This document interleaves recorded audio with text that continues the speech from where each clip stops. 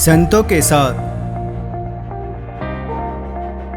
26 मई को माता कलीसिया संत फिलिप नेरी का पर्व मनाती है। संत फिलिप नेरी का जन्म सन 1515 ईस्वी में फ्लोरेंस नगर में हुआ था।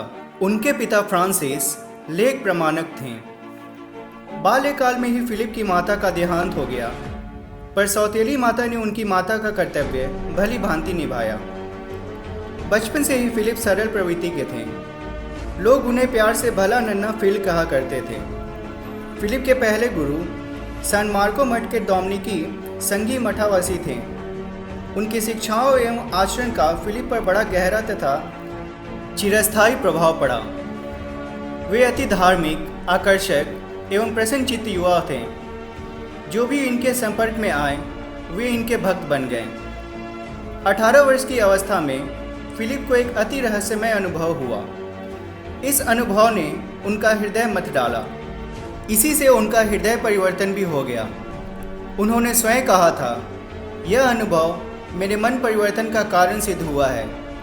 उसी समय से सांसारिक एवं पार्थिव वस्तुओं के प्रति उनमें विरक्ति हो गई।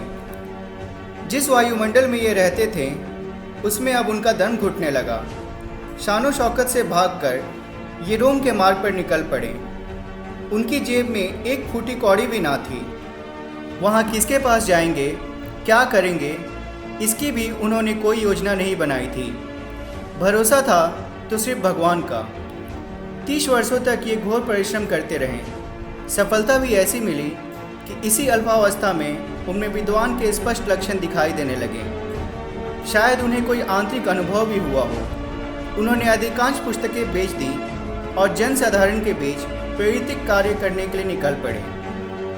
फिलिप का व्यक्तित्व आकर्षक तथा रोबीला था। वे बड़े ही हंसमुख और हास्य प्रिय व्यक्ति थे। सहज लोग एकत्र हो जाते और उनकी बातें सुनने लगते।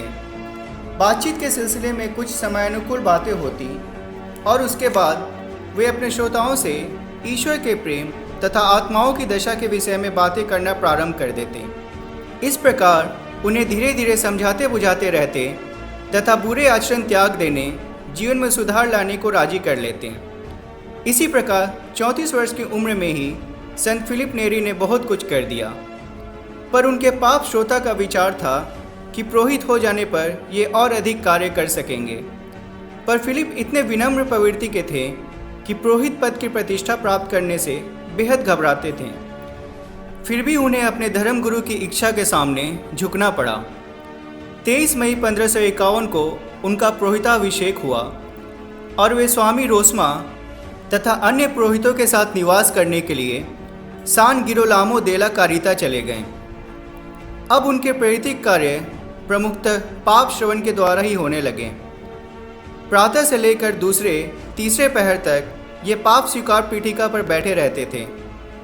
पश्चातापियों की भीड़ में बच्चे, युवक, वृद्ध, गरीब, धनी, ऊंच नीच सभी श्रेणी के लोग आते रहते थे। आने वालों के अंदर की बातें जान लेने का विशेष वरदान उन्हें प्राप्त था। इससे असंख्य घोर पापियों का हृदय परिवर्तन करने में वे सफल रहे। उन पश्चातापियों के लाभ के लिए अनौपचारिक तौर पर आध्यात्मिक सभाओं तथा विचार गोष्ठियों का आयोजन किया करते थे। उसके पश्चात गिरजाघरों में दर्शन करने, संध्या वंदना तथा रात्रि प्रार्थना में भी सम्मिलित होते थे। बहुधा वे शहीदों एवं मिशनरियों की जीवनी का पाठ भी किया करते थे, जिन्होंने उनके अनमोल जीवन को बहुत प्रभावित किया। संत फिलिप नेरी, ईश्वर से हमारे लिए प्रार्थना कर।